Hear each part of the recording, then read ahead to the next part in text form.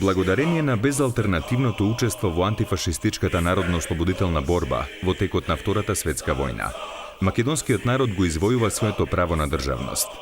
Во тој грандиозен миг од македонскиот 20 век, особен печат дадоа личностите, прекалени од претходните борби за национална и социјална слобода на македонскиот народ. Личности кои има различни идеолошки определби, но кои во тоа време борбата за национална слобода ја поставија над сите други идеолошки и политички цели. Прогласувањето на Демократска федерална Македонија на 2 август 1944 година и изборот на президиумот на АСНОМ представува голем историски чин во борбата за државност на македонскиот народ. Другарки и другари народни представители, во овој момент, во ова историско место, Свети Отец Прохор Пчински и на овој историски ден Илинден, кога објавувам дека е отворено првото антифашистичко собрание на народното ослободување на Македонија, душата ми е преполнета со радост и пред премрежените очи гледам како се раздвижиле сите реки, од Пчиња и Вардар до Места и Бистрица. Заплускујате целата македонска земја, сакајки да измијат од македонскиот народ 10-вековниот робски срам од пропасти на Самоиловата држава, за да се роди денеска нова, светла и слободна македонска држава. Во овој момент, земјата на нашите покојници, многубројни народни герои, паднали и посејали коските си по цела Македонија, им стануе полека. И они во мир веќе го гледаат изгревот на нашата слобода. Гледаат идеална дружба на старите илинденци, на Гоце Делчев и денешните илинденци, младата македонска војска и поставените темели за остварението на идеалот на две поколенија, на две епохи, слободна, обединета Македонија. А тоа е одбран ден од многу причини. Прво од нашите историски причини, пошто ние секогаш велиме, ќе биде и втор АСНОМ, и втор Илинден. Ете го, вториот Илинден беше таму, на АСНОМ. Али не само тоа, него на таа слободна територија може да соберат повеќе војски за евентуална одбрана на делегатите на заседанието. Денот беше добар, немаше некои проблеми. Меѓутоа ние ипак треба да водите сметка, да се води сметка да ние беме вака прилично заморени, млади луѓе, долго време беме на обезбедување. Нешто пред манастирот бевме на нашата чета беше на обезбедување на аеродромот, така да ден и ноќе бевме ангажирани, ноќе мораме да спремиме огнови, што ја знам, па преку дента онда да и собериме тоа што фрла авионите, па одма после на обезбедување мораме скроз да го обезбедиме аеродромот, така да бевме многу напорна и вниманието ни беше да го чуваме. Собранието да бидеме спремни во секој момент, ако има потреба, да истрчаме надвор, да ги браниме пратеници. Уште една причина на изглед може да се чини слаба причина, али е многу јака. А тоа е Свети Илија е празник на околните села. На сите околни села тука е празник. Така да на самиот Илинден, на сама Свети Илија, дојдо селани, а тие иде и ден порано тука, селани со накитени алишта, јамболи, чилими, други, на коњи, на магариња, на запрежни коли некои, и поседнува по таа полјанка, што беше бараја место да може и да преспијат за ноќта. На првото заседание на АСНОМ беа донесени 9 документи, меѓу кои решението за прогласување на АСНОМ за највисоко законодавно и извршно народно представничко тело и највисок орган на државната власт во Демократска Македонија, како акт со кој де јуре се прогласи постоењето на првата современа македонска држава. Се објавува и решението за пристапување на македонската држава во Југословенската федерација. Прашањето за обединување на македонскиот народ било поврзано со нивното учество во гигантскиот антифашистички фронт, но и дека тоа ќе се изврши под покровот на Титова Југославија. На вардарскиот дел на Македонија му се дава улогата на Пиемонт во таа борба.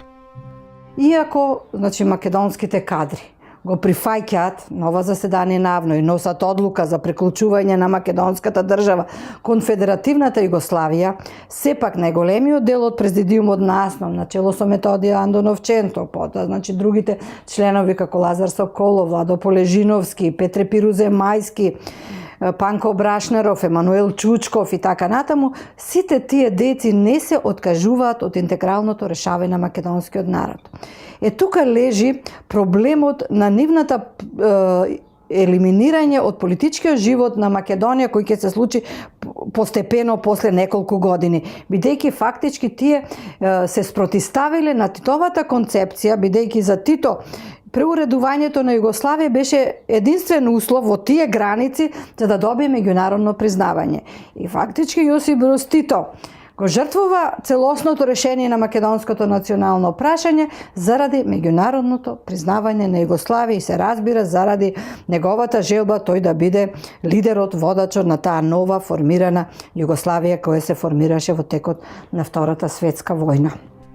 На првото заседание на АСНОМ беше избран президиум, односно председателство на АСНОМ, кој извршувал функција на влада до изборот на првата народна влада на 16 април 1945 година.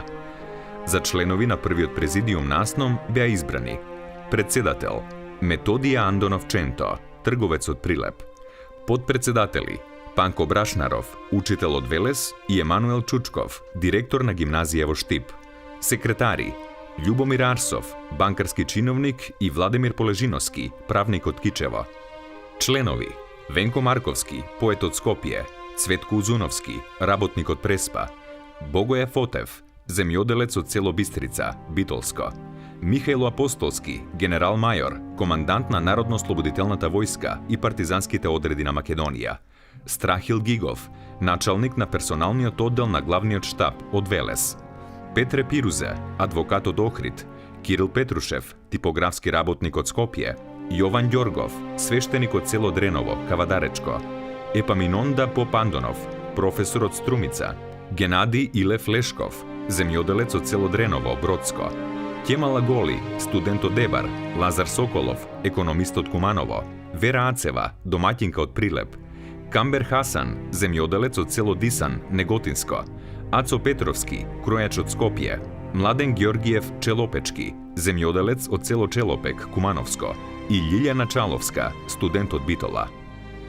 На седницата на президиумот од 6 август во неговиот состав биле коптирани и Кирил Тошев Крстев, трговец за Дебарце, Васил Калајџиски, судија од Вевчани, Живко Брајковски, земјоделец од Галичник и Абдула Алија, земјоделец од Прешево.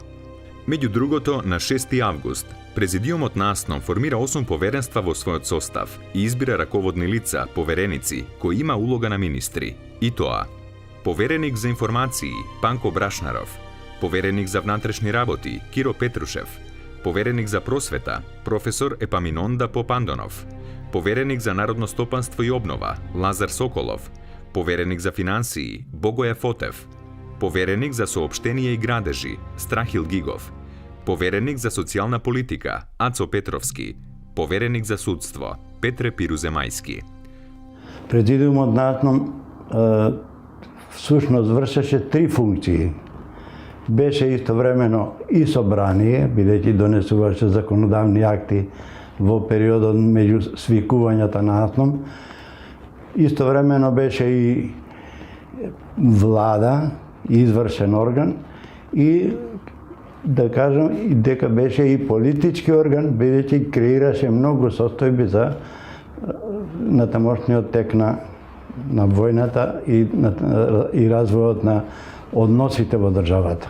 Составот на президиумот ја одразуваше политичката состојба на тоа време, така што доминантен критериум при изборот на членовите беше антифашизмот и угледот на избраните представници сред народот, односно печатот кој го оставиле во борбата против поробувачите на Македонија, во борбата за демократија и отпор против репресивните мерки на туѓите режими врз македонскиот народ. Партиската припадност, односно членството во Комунистичката партија, чија моќ ќе почне набргу да расте, како критериум, во овој прв момент на создавањето на државата и незините раководни тела беше ставено во втор план. Дури кога дојде до доминација на југословенско-комунистичкото крило во македонската држава, беше воспоставен критериум дека членовите на АСНОМ треба да бидат членови на Комунистичката партија. Во текот на предлагањето на членовите на президиумот, во јули 1944 година, дошло до жесток судир помеѓу македонските раководни кадри и Светозар Вукмановиќ Темпо околу предлогот на Страхил Гигов, Видое Смилевски Бато да биде вклучен во ова тело. Методи Андонов Ченто прв изразил несогласување заради фактот што Видое Смилевски Бато бил дотогаш непознат во Македонија, формиран и израснат во Србија и не го познавал македонскиот јазик. Ние почнавме сега да се состануваме секи ден како иницијативен одбор за свикување на собранието. Тука беше председател Ченто, а ја бев секретар. Свршивме тие први работи, кој да напише политички реферат, кој да напише организационен реферат, кој да напише како се формирани овие одбори по општините како идна власт и така натаму. Ама, Ченто постои прашање, добро бе, ние правиме држава. Кој ќе биде орган, тој што ќе управува со таа држава. И тука беше некаква расправа. Ајде сега да не бараме некакво посебно име. У Русија го викат президиум, па и ние да го наречеме президиум. Добро, колективно тело. Сега кои ќе бидат членови.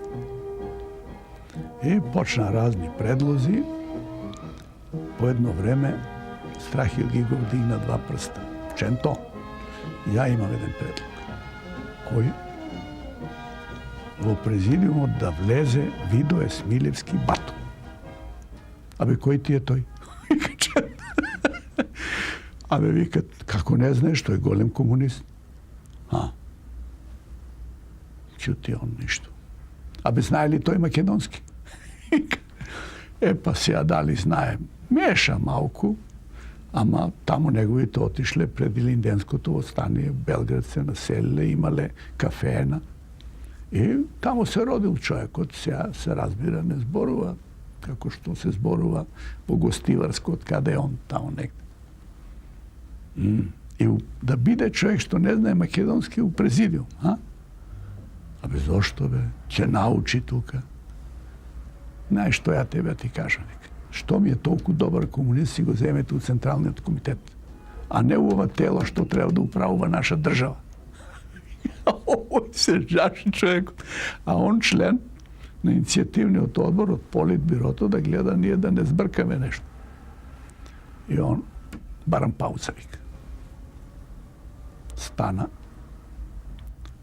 тргна таму кон на куќата кај што е Централниот комитет, а таму беше и Темпо.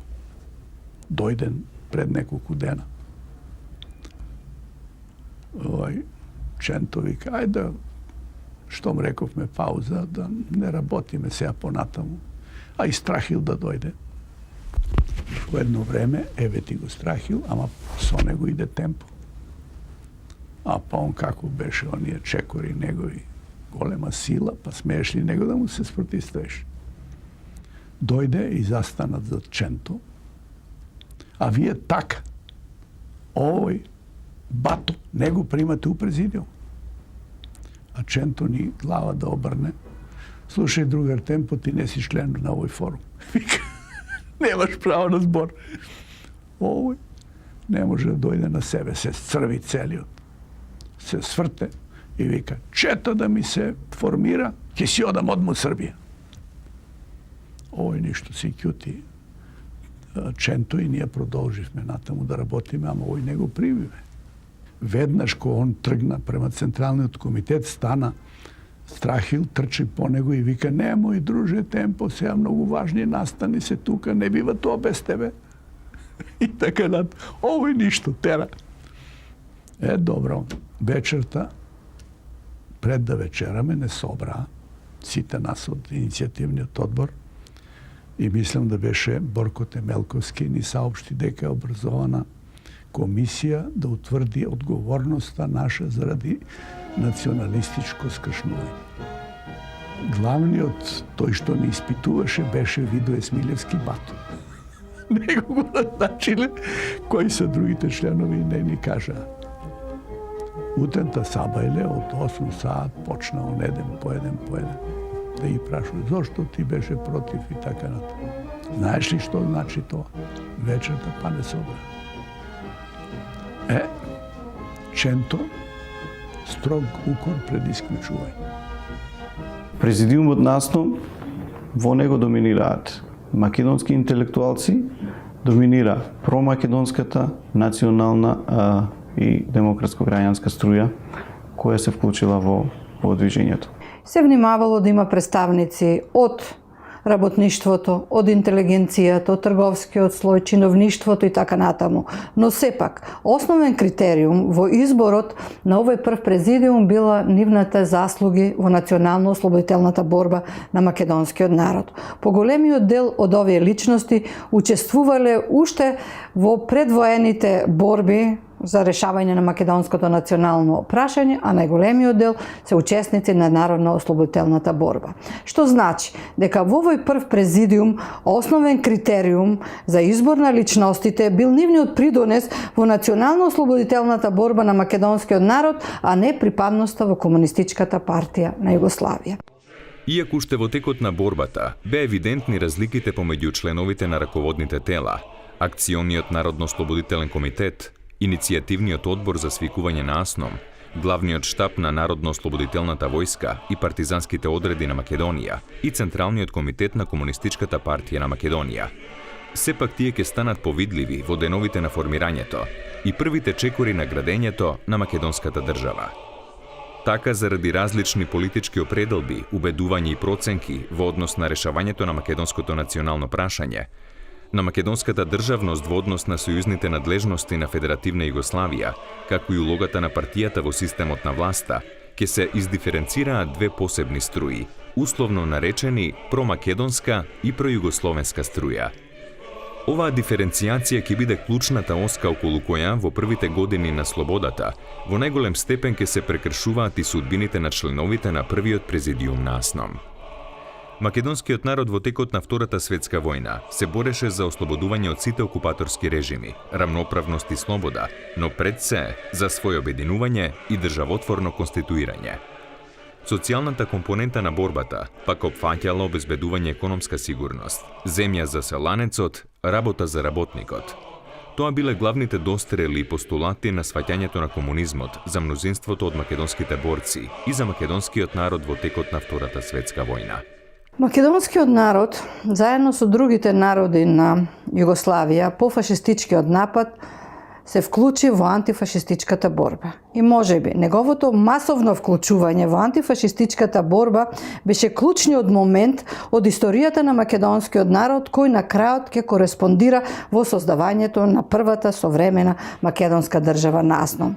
Она што даваше печат на сите овие бурни историски настани беше фактот дека македонскиот народ во борбата против фашизмот сам ја извојува својата слобода, дека никој не му ја подари ниту слободата, ниту државата. Во овие рамки мощно значаен беше чинот на признавање на рамноправноста и државотворноста на македонскиот народ заедно со другите народи на Југославија на 29 ноември 1943 година на второто заседание на АВНОј. Не отфрлајќи го овој важен чин и оценувајќи го како голем дострел за македонците, Методи Андонов Ченто се обраќа до сите македонски сили, без оглед на идеолошката припадност, да се вклучат во борбата за реализација на идеалот за обединување на Македонија. Оваа борба на македонскиот народ неспорно ја организира комунистите.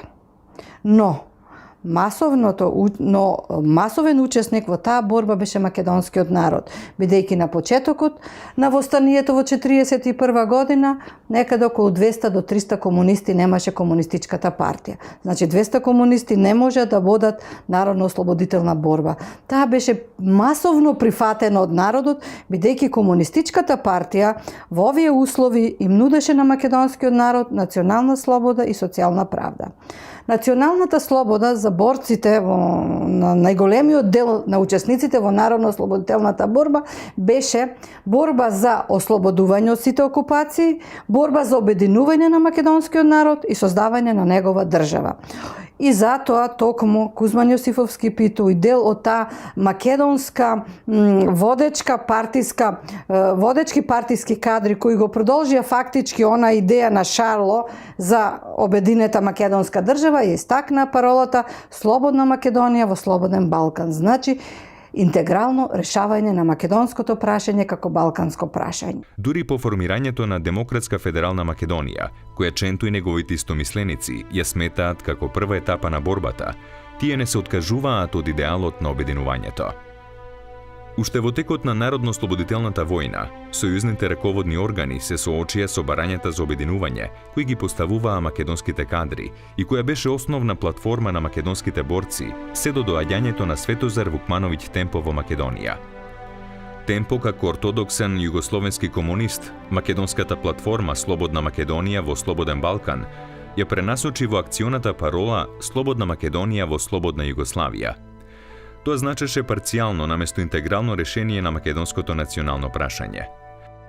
Органите на државната власт, формирани на првото заседание на АСНОМ, ги поставуваа темелите на изградбата на новата македонска држава во сите сфери на општествениот живот.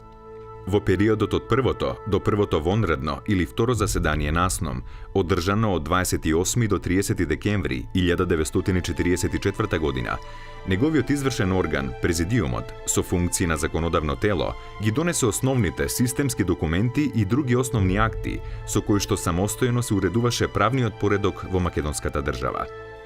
Во тоа време беа донесени прописи за органите на државната власт, за уредување на односите во стопанството, финансиите, даночната политика и буџетот, просветата и одржувањето на внатрешниот ред со народна милиција.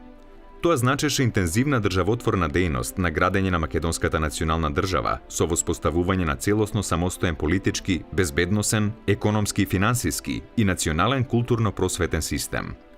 Всушност, целокупното делување на првиот президиум на АСНОМ до крајот на декември 1944 година беше фундирано врз граѓански, а не врз класно-комунистички принципи. Тие граѓански принципи беа втемелени во декларацијата на АСНОМ за правата на граѓаните на Демократска Македонија. Кон крајот на декември, по иницијатива на Федерацијата, по иницијатива на Кардель, е побарано да се изврши ревизија во работата на Президиумот на АСНОМ, заради тоа што се сметало дека тој е преголем и не може да ги извршува функциите. Според мене и моите истражувања тоа не е точно, меѓутоа повеќе верувам во тоа дека поради некои, така да кажам, сомнежи во Президиумот на АСНОМ за наводно скршнување кон сепаратизам и автономизам во Македонија, било побарано да се намали Президиумот и да се формира едно работно тело од стопанскиот сектор, од повереници од стопанскиот сектор, кои што како помал орган ќе решаваа за одредени прашања. Тоа на некој начин беше обид да се суспендира работата на Президиумот, да се суспендира таа законодавна дејност на Президиумот, со самото тоа што беше речено дека председател на Президиумот на работното тело на Президиумот на АСНОМ да биде личноста Лазар Колишевски, што некако ги дезавуира другите, и зборувам и за председател на Президиумот и за замениците негови, за да се истакне улогата на Колишевски. За жал, заради самостојните ставови во однос на одделни прашања кои не се поклопувале со ставовите на Јосип Броз Тито и на Политбирото на ЦК КПУ, значи почнува тивко елиминирање на овие кадри. Најпрво тие се извршната власт од рацете на Ченто и на президиумот наснов е одземена уште во јануари месец 45 година, кога избрано едно работно тело на президиумот наснов на чело со Лазар Колишевски, наводно како пооперативно и помало тело за да ги обавува работите помеѓу двете заседанија наснов. Но фактички тоа било одземање на многу од ингеренциите кои ги имал до тогашниот президиум. Така, во недостаток на сојузна регулатива, президиумот носеше уредби, одлуки и акти со кои целосно се нормализира животот во македонската држава. Ваквата самостојност и самоиницијативност на президиумот ќе биде набргу запрена со бројните сојузни контроли, критики и укажување дека не треба да се прави ништо без дозвола или одлука на сојузниот врв. И самото присуство на второто заседание наснов на еден од најверните Титови соработници, Едвард Карделј, имаше основна цел да им даде на знаење на македонските државни раководители дека Македонија е дел од Југославија и дека тоа не смеат да го заборават во ниту еден момент. Покажаниот сомнеж кон македонските кадри, односно кон дел од членовите на президиумот наснов, ќе резултира во партиски наметнато работно тело на президиумот наснов. Ова тело, избрано на седницата на президиумот од 22 јануари 1945 година, наводно се формирало заради решавање на тековните секојдневни работи. Тоа всушност значеше тивко преземање на извршната власт од рацете на президиумот, зашто на чело на работното тело беше поставен подпредседателот на президиумот и секретарот на Централниот комитет на КПМ Лазар Колишевски. Времето на делувањето на првиот президиум наснов е период на што туку стекнатото ослободување на Демократска федерална Македонија од окупаторските војски, така што македонската војска, според мислењето на сојузните органи, требаше да даде жртви во залог на југословенското братство и единство. Во тоа име, македонците требаше да се откажат од заложбите за повторно обединување и наместо на југ да маршираат на Срем, до Целје и Марибор, херојски да гинат во ослободувањето на неослободените делови на Југославија. Во тие рамки се случува засиленото инкорпорирање на македонската војска во југословенската, но и починување на војната и државната организација на партиската. Наспроти залагањето на Ченто и неговите најблиски соработници, наместо правната, во практика започнала да функционира полициско-партиска држава. Наместо автокефална македонска црква, пројугословенската струја се согласи на црковна автономија во рамките на идната југословенска православна црква. Наместо економска самостојност, целокупната економија беше строго централизирана. Македонското прашање за Југославија беше затворено, кое впрочем се покажа во однесувањето на југословенската делегација на Париската мировна конференција. Наспроти поставувањето барање за припојување национални територии на северозападот од Федерацијата, беше сосема заборавена етничката територија на македонскиот народ. Низ овие клучни прашања се одлучуваше судбината на Македонија, но и судбината на дел од членовите на првиот президиум наснов. Овде веќе имаме обратна слика. Белгат има микрофон, Лазо има слушалки. Лазо има микрофон, народот има слушалки, а нема микрофон. Во ваква една поставка во земјата не можеше да има напредок. Затоа што населението знаеше кој е и што е.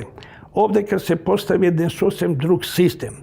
Резултат на тоа бе полни бе затворите во Македонија, со постари личности, но и учениците од гимназиите, од средните училишта стана да бараат своји национални и територијални права, онака како што е свето право на секој народ да го има.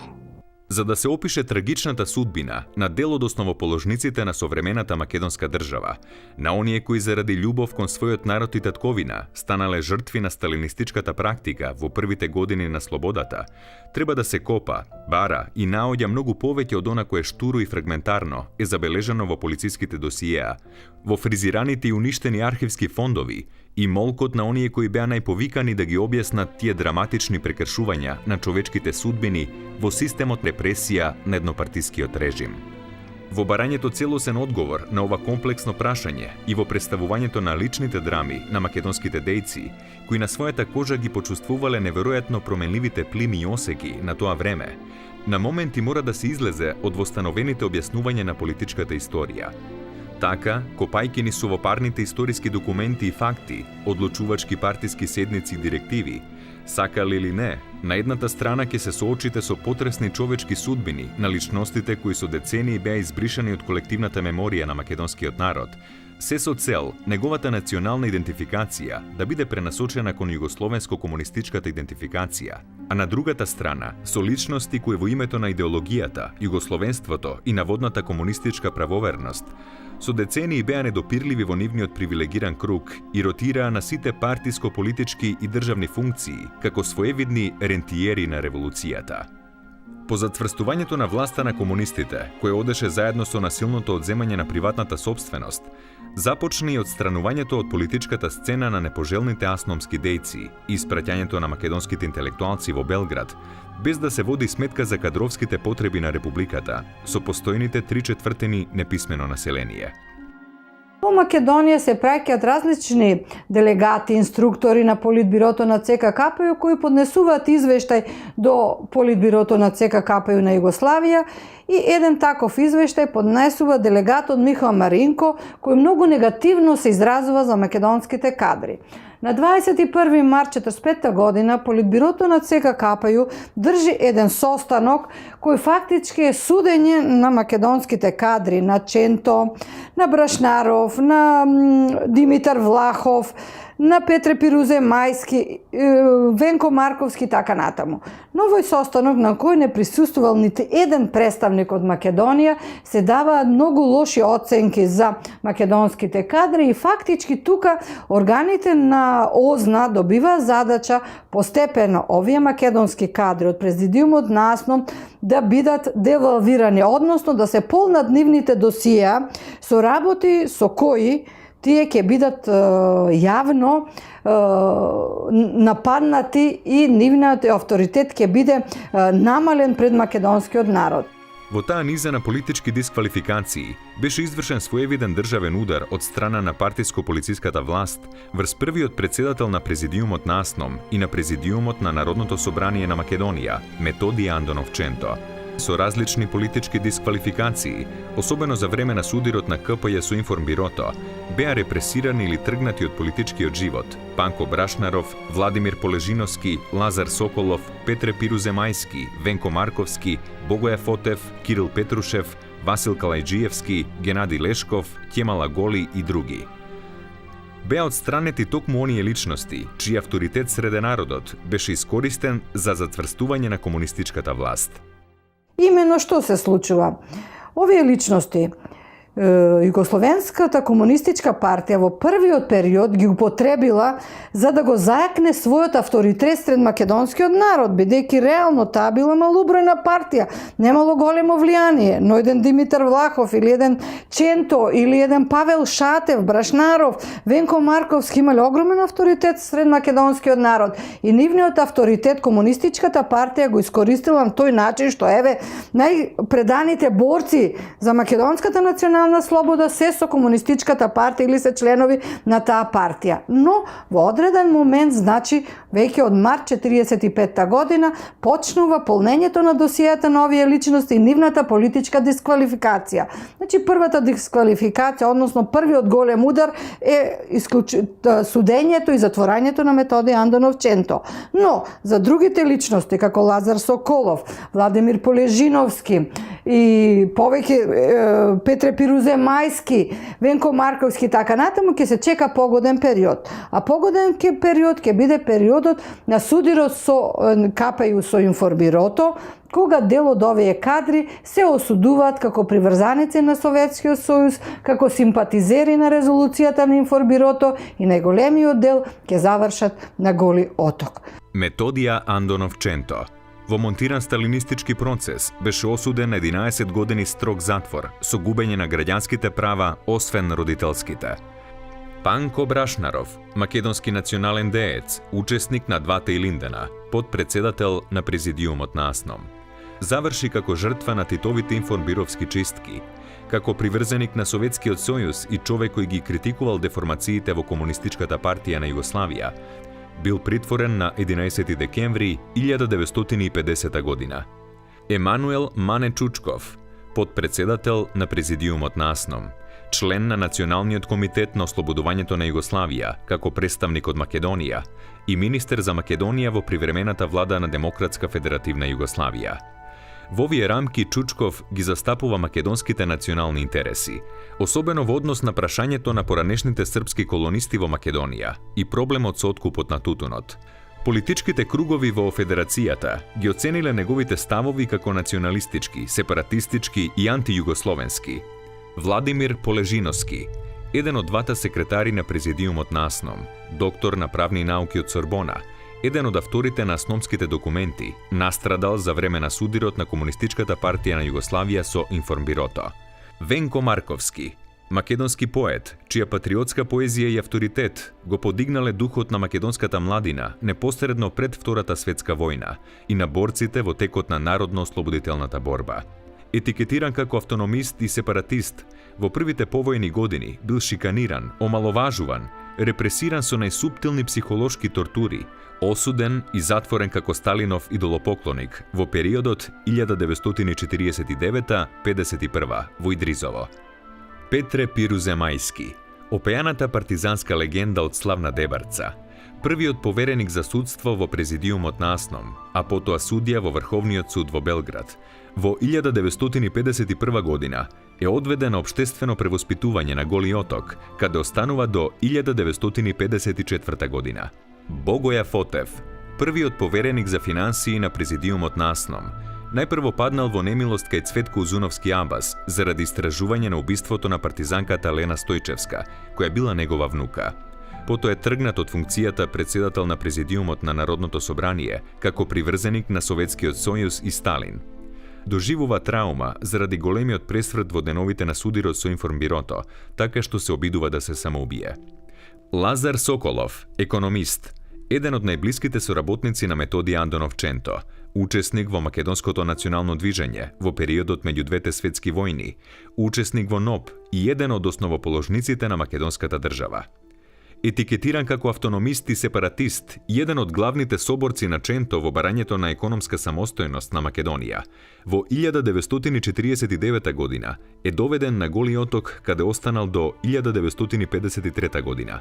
Кирил Петрушев, првиот повереник за внатрешни работи на Президиумот на АСНОМ, енергично се застапувал против враќањето на српските колонисти во Македонија, како и Ченто Брашнаров, Емануел Чучков, Јордан Блажевски и други македонски кадри. Поради определување за резолуцијата на Информбирото, бил исклучен од редовите на Комунистичката партија на Македонија, разрешен од сите функции и пензиониран. Кемал Аголи, антифашист, учесник во народно-ослободителната борба во Албанија и Македонија, како приврзеник на Сталин и Информбирото, бил одведен на Голи Оток, каде останал од 1949 до 1962 година.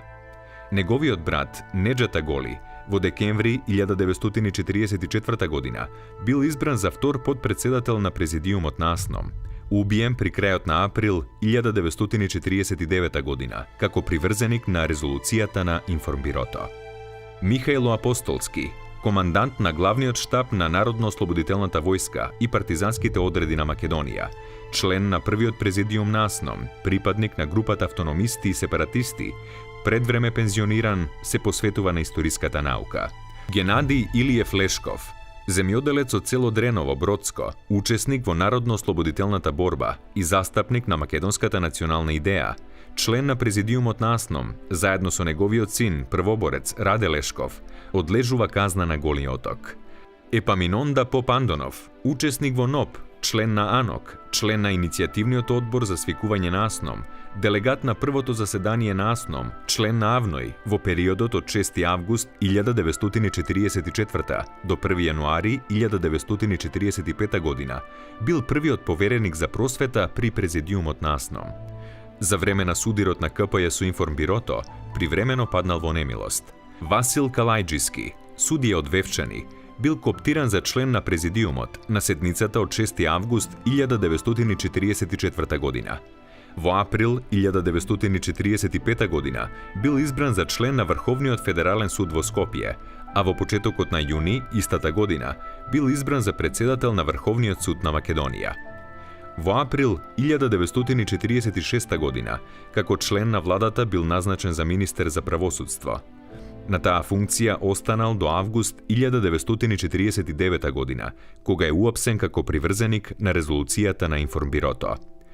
Тргнувајќи од идејата за демократскиот профил на македонската држава, во рамките на изборот на првиот президиум на АСНОМ бил избран и Јован Ѓоргов, свештеник од село Дреново, Кавадаречко. Тој е представник на македонското свештенство кое се вклучува во националната антифашистичка борба.